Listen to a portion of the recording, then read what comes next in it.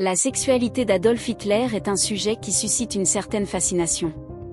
Ce dictateur, responsable des pires atrocités de l'histoire moderne, reste un personnage énigmatique, notamment lorsqu'il s'agit de sa vie privée.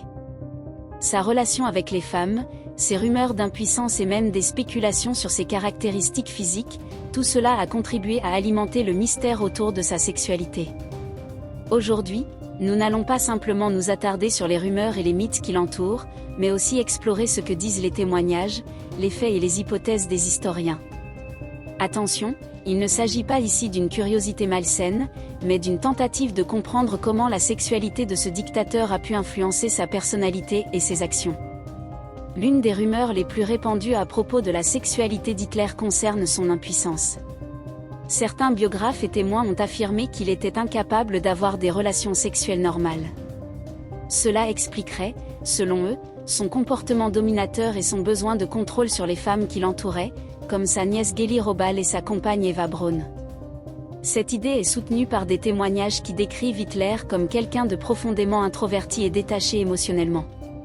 Selon la psychiatre Erich Fromm, Hitler aurait eu une forme de narcissisme destructeur qui aurait supplanté tout intérêt pour une sexualité normale. Dans le rapport de 1943 commandé par les services de renseignement américains, le psychiatre Langer a affirmé qu'Hitler présentait des signes de perversion sexuelle, y compris un possible fétichisme scatologique, ce qui pourrait indiquer une incapacité à avoir des rapports sexuels conventionnels. Pourtant, certains aspects de sa vie contredisent cette hypothèse. Sa relation intense avec Geli Robal, marquée par la jalousie, le contrôle et des rumeurs de pratiques sexuelles déviantes, témoignent peut-être d'un désir torturé plus que d'une réelle impuissance. En effet, il semble qu'Hitler ait eu une forme de vie sexuelle, mais très marquée par des tendances possessives et perverses. Un autre mythe persistant concerne la question de savoir si Hitler n'avait qu'un seul testicule.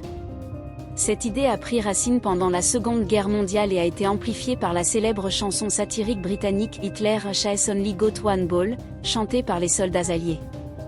Mais cette rumeur repose-t-elle sur un fond de vérité ? Les premières mentions de cette rumeur remontent à la Première Guerre mondiale. Hitler, qui a combattu en tant que soldat sur le front occidental, a été blessé en 1916 lors de la bataille de la Somme. Selon certains témoignages, c'est à ce moment-là qu'il aurait perdu un testicule. En 2008, le docteur russe qui avait pratiqué l'autopsie d'Hitler à la fin de la Seconde Guerre mondiale aurait confirmé cette théorie, affirmant que le dictateur n'avait effectivement qu'un seul testicule. Cependant, d'autres sources, y compris l'examen médical effectué par son propre médecin personnel, le docteur Théodore Morel, ne mentionnent aucun signe de cette condition. Bien que cette rumeur soit amusante pour certains, elle est souvent utilisée pour tenter de ridiculiser Hitler. Cependant, la question de savoir s'il avait ou non un seul testicule ne change rien à son rôle dans l'histoire. Ce genre de détails physiques, bien que curieux, ne fait qu'alimenter des mythes autour de sa figure, sans apporter d'explication sur sa personnalité complexe et ses actes. Dans son livre Mein Kampf, Hitler évoque la Première Guerre mondiale non pas sous l'angle de la tragédie, mais comme le moment le plus exaltant de sa vie.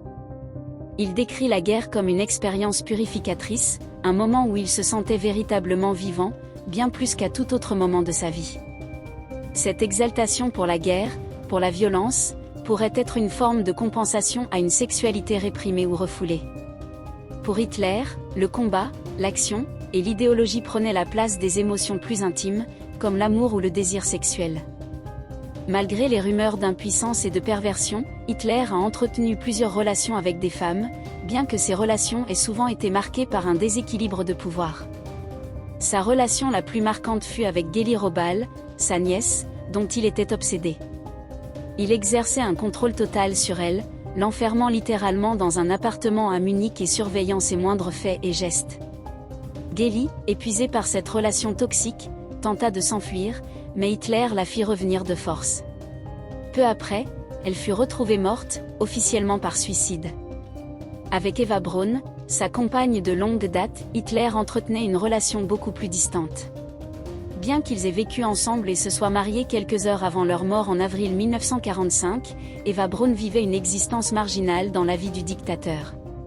Certains témoins affirment qu'Hitler n'avait que très peu d'intérêt pour les relations intimes avec Eva, et que leur vie sexuelle était quasi inexistante, ce qui pourrait être un autre indice de son impuissance ou d'un désintérêt profond pour la sexualité traditionnelle.